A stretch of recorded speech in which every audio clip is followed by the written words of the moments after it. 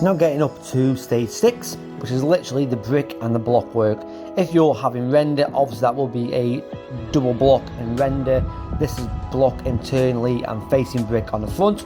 So have a quick watch, see this going up.